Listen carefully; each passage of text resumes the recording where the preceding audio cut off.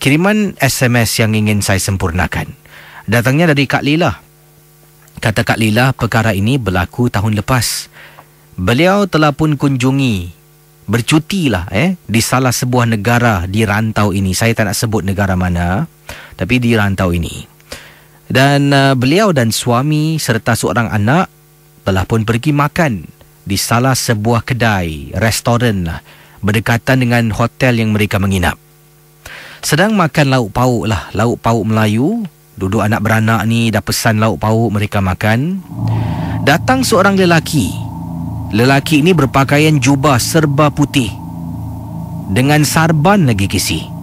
Saya pada mulanya stereotip, ingatkan dia peminta sedekah. Sebab, Kisi, negara ni memang banyak orang peminta sedekah masuk di restoran-restoran tepi-tepi jalan minta sedekah. Jadi saya fikirkan lelaki ini adalah orang peminta sedekah. Lelaki ini menghampiri meja pasangan, saya rasa orang tempatan, penduduk tempatan di sana, yang juga sedang makan. Tiba-tiba, Kisi, apa yang saya lihat memeranjatkan saya. Orang lain semua tak perasan, suami saya tak perasan, anak tak perasan, orang dalam kedai tak perasan, saya seorang yang nampak. Teman Ria 897, apa yang dikatakan, wanita dengan lelaki yang sedang makan tiba-tiba tanggalkan gelang tangan emas, tanggalkan rantai subang telinga, keluarkan duit dalam dompetnya, serahkan kepada lelaki yang berpakaian serba putih. Kemudian lelaki itu ambil duit, barang-barang kemas, tinggalkan kedai tersebut. Casey, saya ni sampai tercengang melihat keadaan sedemikian berlaku di hadapan mata saya. Setelah lebih kurang 10 minit, saya tak boleh bercakap, tak boleh bergerak. Tapi suami masih tetap makan dan tak indahkan saya. Barulah saya boleh bergerak dan saya tercungap-cungap, nafas saya dibuatnya. Suami baru perasan. Kenapa dengan awak ni? Awak okey tak? Awak nak air tak? Casey, bang, abang tak nampak ke tadi, bang? Nampak apa?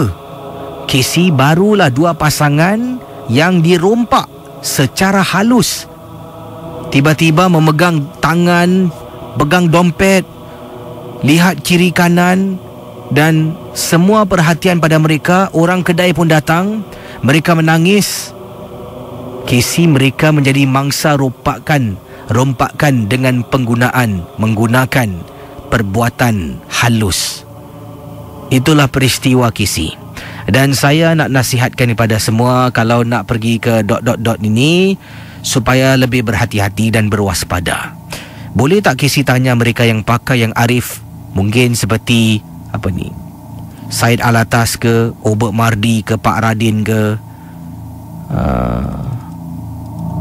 Habib Muhammad ke, yang lain-lain, cara-cara melindungi daripada perkara sedemikian terkena diri kita. Sebab apabila saya lihat wanita yang terkena dengan suaminya itu tak boleh dikawal, dengan mudah dan senang dia tanggalkan gelang, rantai subang, duit dalam dompet, semua diserahkan kepada lelaki tersebut. Terima kasih. Selamat tengah malam, Casey. Kisah-kisah yang anda dengar merupakan misteri jam 12. Tidak ada sebarang bukti yang boleh mengesahkan kebenarannya.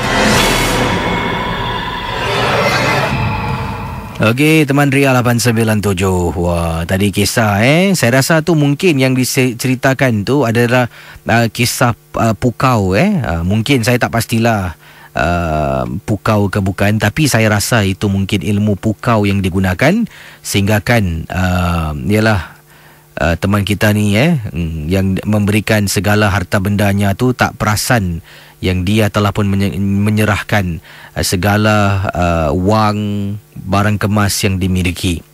Jadi bagaimana mungkin kalau sedang mendengar Habib Muhammad ke, Ayah Jo ke, Cik Kadir ke, Pak Radin ke, sesiapa yang mendengar, bagaimana agaknya untuk menghindari daripada berlakunya perkara ini? Kalau kita dirompak di negeri orang sedang bercuti ni, masalah, Beb. Duit kita semua diambil, dah tak ada duit nak balik, macam mana tu? Jadi ini harus kita sama-sama dengar pendapat pandangan yang akan diberikan oleh teman-teman yang telah